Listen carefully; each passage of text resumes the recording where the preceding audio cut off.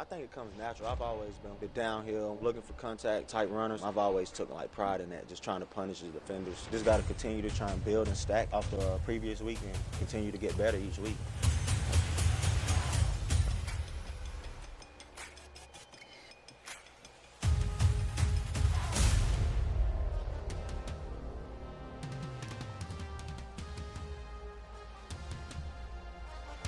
Well, good Saturday morning, friends. Mark Holmes here, of course, with my buddy Cowboy Joe Boo.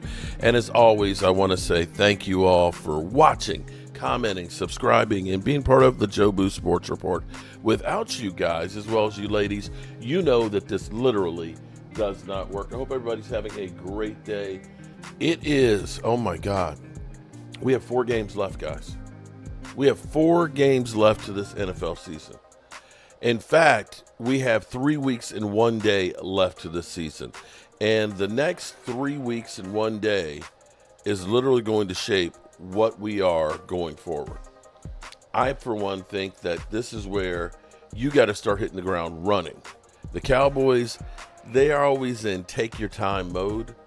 They don't seem to be in a hurry to do anything. And I think that that's going to really cost them if they do. If we continue to do business with the status quo, we are going to be hurt. It's crazy because the Cowboys should be looking at themselves and feeling utterly embarrassed because at this moment, the Dallas Cowboys are a 3-point underdog. A 3-point underdog to the Carolina Panthers. The first time in 33 games that the Carolina Panthers have been an underdog. If that doesn't wake you up, then I guess nothing will. Now, there's reasons to this. This season has been the perfect storm of everything going wrong. From the front office not putting in, making moves and letting go 9 starters, to some of the questionable coaching calls in some of the games, like here it was in Carolina. Rico is literally gaining 7 yards a carry and runs 14 yards on first down, and then we proceed to pass the ball 3 times. It makes no sense whatsoever.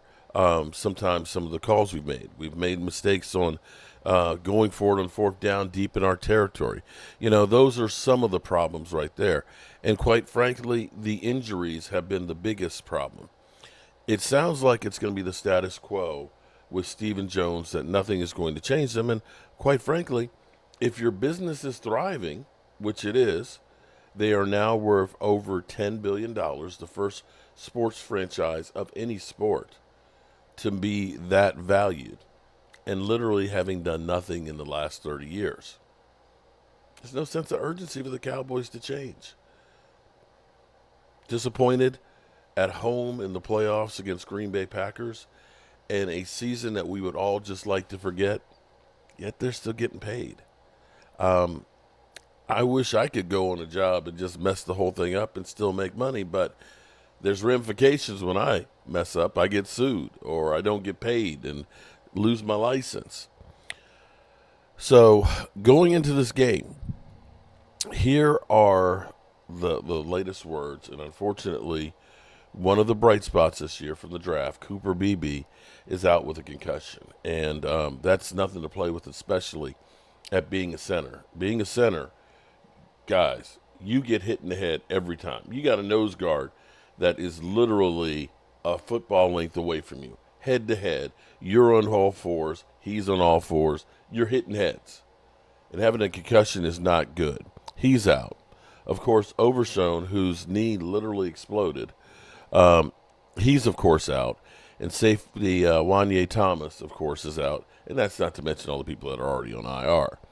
Questionable, Buddy Johnson with an illness, Eric Kendricks with a shoulder, linebacker Nick Vial with a foot, Diggs with a knee, special teamer C.J. Godwin, hamstring, and Jordan Lewis, hamstring.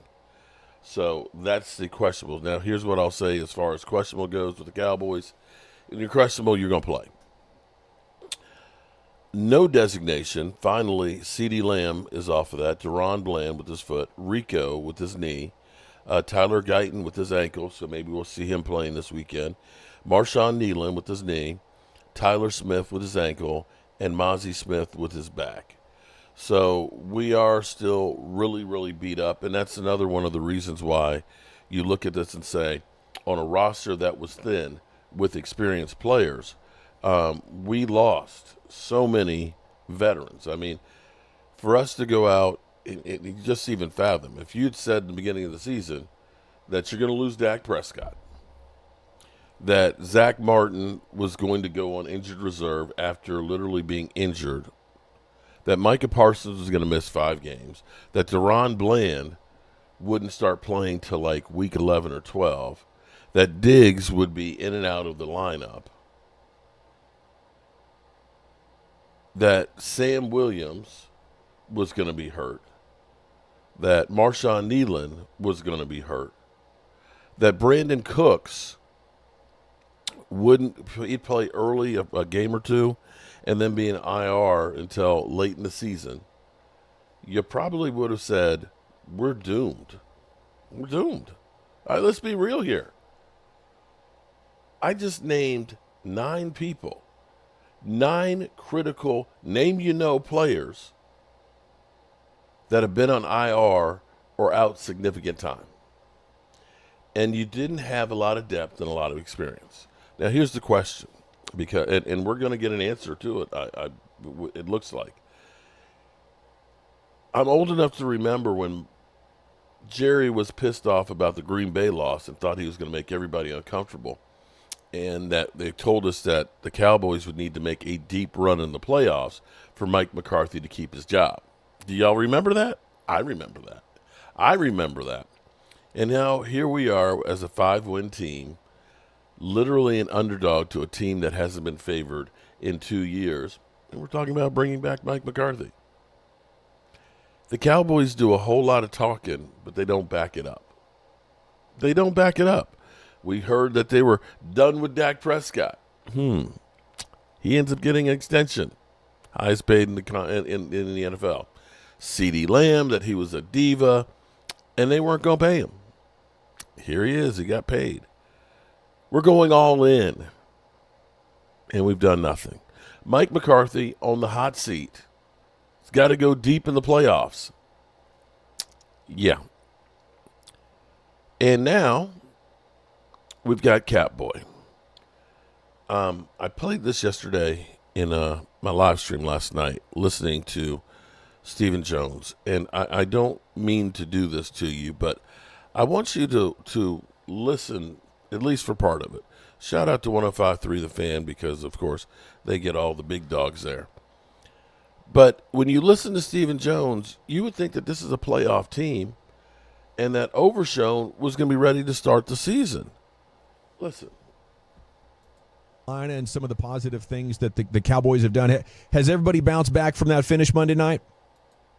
Yeah, I think everybody, it's great to see the guys that competitive and, in terms of it really affecting, at the end of the day, this is a team that, as a lot of people have said, could have mailed it in. And I think our guys are really competing at a high level. It means a lot to them. This team really wants to finish strong, and, they played well enough. They played their ass off and played well enough to win, but just had a very unfortunate error there at the end of the game. And, it's just hats off to this team. They battled through a lot all year, the injuries and that we've had to overcome. And it feels like right now we get a couple back and then lose one. So, it's been one of those years, but hats off to Mike and his coaching staff. They've kept everybody focused, and I think we'll go out, and that's where everybody.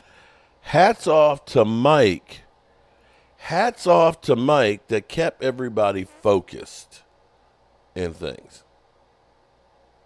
His focus is now, let's go beat Carolina, and I think, that's what had a good week of practice, and I think we'll play well. You mentioned the injury there. I think a lot of fans might have felt as bad as Micah Parsons did there post-game with Overshown's injury. What are the chances he could play next year? That's just you got to see how how the surgery goes, which it did go well, and then you got to just see how his rehab. Every player's different. I mean, some people come along at a lot faster pace than others, and if I were going to bet on anyone, it's Overshown, and I think he'll bust his ass. We got one of the best in the business, and Brett Brown in terms of rehabbing players, and if ever I could be optimistic, it'd be about something like this, and Overshown, beating the odds and being able to come back and help us next year.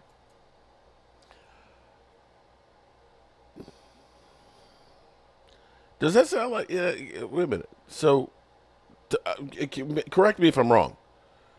To me, that sounds like, hey, well, I'm optimistic that he can. We were optimistic about Michael Gallup being ready to start the season. See, here's the thing. Hope for the best and expect the worst, and you won't be disappointed. You can hope that Overshown makes a miraculous cup recovery, okay? But expect it not to happen and plan accordingly. If it does come back and he's there, you're way ahead of the game. And this is the problem with the Cowboys. They always hope for the best. Every time we hear about an injury, it's always like, I don't know if you remember when Neville Gallimore hyperextended his elbow. Oh, he'll be out 3 weeks. He was out 12. Deron Bland. Well, Deron Bland, he's getting close. It was week 12. D-Law. Oh, yeah, we got some good news. He's getting D-Law is probably not going to play the rest of the season. We always have this optimism, or maybe, I don't know if it's legitimate that they think they're coming back, if they're being lied to, or if they're lying to us. But we have to prepare for guys not being ready. And that's the problem. They relied on saying Mozzie Smith. Well, Mozzie, he's coming back from an injured shoulder and a disappointing rookie season. We can be optimistic that he's going to become a really good player, but let's plan just in case he's not. And here is the Cowboys' fatal flaw. How much does that impact the potential of linebacker moving up in the list of needs for you this offseason? Oh, I think we have to look at that. I mean, it was already one, that we were going to have to look at. I mean, Kendricks has done a good job for us filling in this year, but obviously he's an older player, and it's great to have Maris, who's he's had a great year, a young guy on the come, and certainly you got Overshown there, but obviously I think linebacker, regardless of the injury with Overshown, was going to be a place that we're certainly looking, to improve our roster. Steven, at the NFL, the meeting you just got back from this week, you were kind of talking about what was ahead potentially for your cap situation, stuff like that. Fans don't want to believe that you're in that situation, but you're not a BS guy. I mean, you really, there are things that we don't know about the cap that you guys are surely dealing with for 2025. Well, like I said, I mean, I was probably, premature. Our focus right now is Carolina, and we'll get into all the off-season stuff, what our needs are, where we go with our salary cap, the decisions that we make, the hard decisions that we make. All those things are things that we'll address the off-season. Right here in the middle of the season is not the time to address it.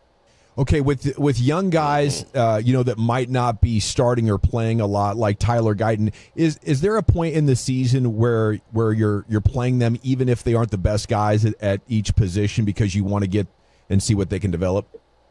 Yeah, well, the only reason Tyler hadn't been playing is his injury, and he's active and getting through it, but he's not being able to get all the way through full practices and that type of thing, but felt like he could be an emergency player for us. But, we definitely, want to develop our young players and bring them along. Here we go.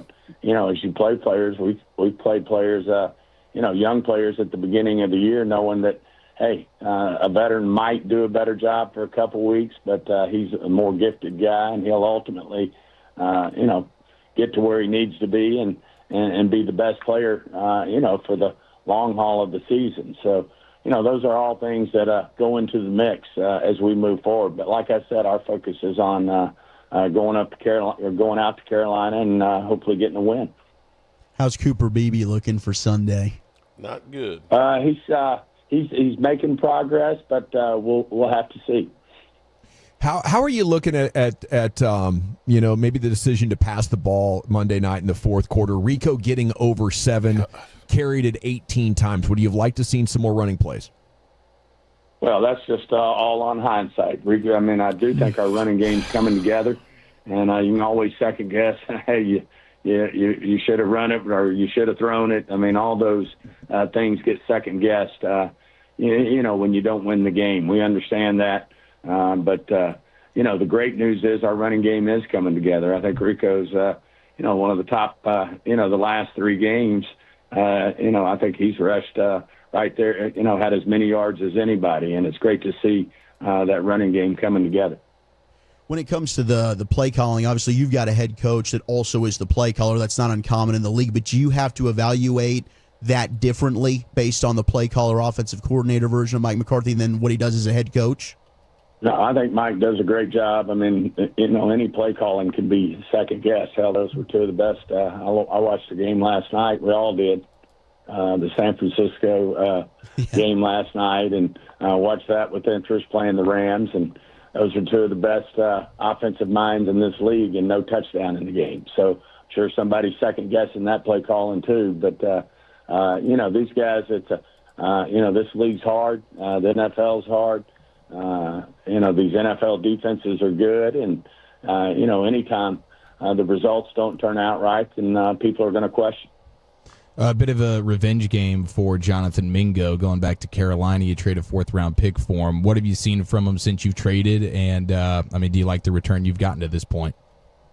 Yeah, I think he's really coming along. Anytime you bring a guy in, a young guy in the middle of the season, then, it does take some time. But we love his size, his speed, his attention to detail. He's just going to get better for us, and he'll be a guy that we're glad we're going to have around here for the next 3 years at a minimum. Thanks, Steven. Give him hell out there. We'll be pulling for you. Give him hell. Give him hell. So here's where where the fork in the road is Stephen Jones is already talking about things are going to be tight money-wise. And this is where you have to look at and say, here we go. In other words, we won't be making any major moves in free agency. You can say a lot of things about Stephen Jones, but Stephen Jones, typically, he doesn't lie to you. He won't bullshit you. He's not going to say we're all in and then not sign anybody. What he said when Jerry said we're going all in, well, he literally said, I've never known a time that we haven't been all in. And so what that meant to you is we're doing business as usual. We're doing business as usual. So there's that. I guess the bright side on this is we appear to have found a running back. I don't know if they're going to cross that off their list of needs, but Rico has been rushing the ball rather well. Rico's problem is he hasn't been getting as many touches. But if we're talking about production, now he's only getting 60 yards a game, but that's mainly because he's not getting that many attempts. When you look at him compared to, let's say, Saquon. Now, let's be clear here. Saquon and Lamar Jackson are averaging 6.1 yards a carry. Rico's averaging 4.8, which is, believe it or not, 11th in the NFL. It's not bad. His success rate, that means every time that he touches the ball that he gets positive yards, that's considered a success. The leader is Bijan Robinson at 57.2. Rico is at 54.6, which is 10th, which is right behind Saquon. And when you think about the difference of the offensive line for the Eagles versus the Cowboys, where we have just been a mess and not having really a passing threat, that's really, really good.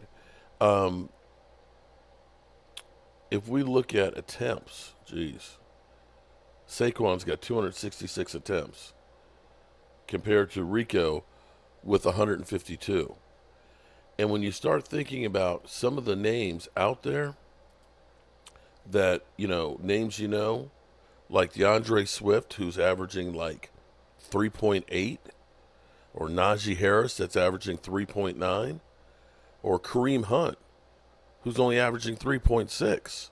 All of a sudden you start realizing, okay, he's doing some really good things. And as far as Mike McCarthy goes, I said before it was cool. I said a long time ago, don't be surprised. This is before Jerry kind of opened up the door for it. I said, don't be surprised if Mike McCarthy returns. And the one thing that you have to credit, even though Micah Parsons did throw him under the bus, is the team is still going out there and playing hard. You can't say the same right now for San Francisco, where it seems to be, after Campbell's whole situation, that maybe Shanahan is losing some of the control. Yes, yes, 49er fans. Yes, I'm trolling you. I'm trolling you because I like getting underneath your skin. My season sucks, but at least if I can bring you down here with me, 49er fans, that's at least good. Let's finish this off with Get Up. Trashing the 49ers. Let him throw the ball, and they didn't let him throw the ball. They blitzed on the Hail Mary. And they don't even put you up there, 49ers. I still haven't gotten over that play. Noted. Frankly, neither have they. But that's a whole other story. So the Rams get the win last night. They are now the favorites to win the NFC West, according to ESPN Bet. Seattle currently in that first place spot. They're heading into a crucial game against the Packers this weekend. Week 15 is fascinating, but nothing more interesting may happen than our sidebar stories afterward. I don't like distractions on the sideline. I think that's ignorant, and I think it's just dumb. It's just stupid. I've never been around anybody that's ever done that, and I hope I'm never around anybody that does that again. For him to do that, that's some sucker stuff to me, in my opinion. Like, probably gonna get cut soon, so it is what it is with that. Probably okay, and they were among many, and Kyle Shanahan reacting as well. And so I think we do have the perfect sort of cross-section of opinion here with different people. We have someone who's covered the game for a long time. We have a general manager, and we have two guys who played in the game. Let's start, Bart, if I can, with you. Yes. Devondre Campbell refuses to go into the game. There are particular circumstances of where he was in regard to this team in this game. I'm not defending the action. Simply what I'm doing is providing perspective of what the mindset may have been for Devondre Campbell. Now, remember, this is a former All-Pro, a very prideful player in this league. He's can't come in and he knew that he was a one-year rental. He's balled out. You talk about he's second on the team in tackles. Oh, no, he's slightly behind Fred Warner with 75 tackles. Now, his week probably went like this.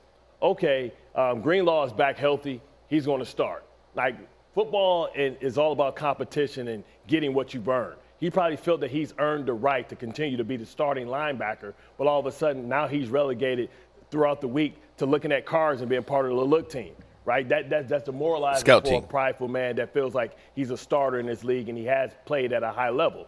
So now it's the third quarter, and now you guys need me. He probably has been fighting eternally with himself whether he wanted to play all week. And I'm sure his agent was saying, hey, be a professional. It's another thing to see it and have to receive that in real time. So that's your perspective on perhaps why it may have gone the way that it went. RC, what is your perspective? Don't give a damn about none of that, right? Because it is a competition, right? It is a competitive sport. And part of competitive sports is it's not only about what you have done as an individual, but the guy you're competing against. And I'm not talking about the Los Angeles Rams. I'm talking about Dre Greenlaw. As great as Fred Warner is, everyone in that locker room felt like Greenlaw was actually the heartbeat of this defense. He's the heartbeat of this team. When you watch the beginning of that game, there was no player that popped more than number 57. So if you're Devondre Campbell, you have to be able to see that, right? And you also miss the fact that if I'm Devondre Campbell, I'm not only playing to show that I can be a valuable part of the San Francisco 49ers, I'm playing so I can show to Mike Tannenbaum, who may be over in New York or who may be over in Miami, that I can be a valuable piece to their locker room. That it's not just about my former All-Pro years and what I can do on the grass. It's about the leadership that I the right way was to go out and ball. was to go out and say, now put the film on, look at 57, look at 59, and tell me who played better. And what he also has to remember, he has no deposits into the San Francisco 49ers emotional bank account. Dre Greenlaw has all of those deposits. If you remember when that man was running off the sideline and tore his Achilles, not only were the San Francisco 49ers dejected, the first thing number 15 of the Kansas City Chiefs said on the other side is Dre Greenlaw's down. That's the sort of man that you were replacing, and you did a good job. Because I want to make sure I get you to the right place here. The circumstances are what the circumstances are. The circumstances also don't have to make a damn bit of difference. He was an NFL player on a roster who dressed for the game, and then when his team needed him, didn't go in. Does all the rest of it make any difference? In my opinion, as a brother staff, who wants a guy that, and I'm just telling you guys, the truth is, he will lose the benefit of the doubt. Time at Bart. I understand. Production breeds tolerance. No, and it's been greater atrocities that happen on the football field than a guy. We've seen guys that wouldn't dress. He probably didn't want to dress, right? And now you coming to me. We've been playing this game for 4 hours. I haven't ran or jogged in 2.5 hours. Listen, I'm not excusing. I would not have made that decision. But what I'm saying is sometimes we have seen many players let pride get in the way of common sense. Let's go back to something that Mike T. What did you say to him in the meeting? I know you're not excusing the decision. Yes. But if you were under different circumstances, what would you have said? And Bart and I had this relationship. He would it's enough pains for you, San Francisco 49ers.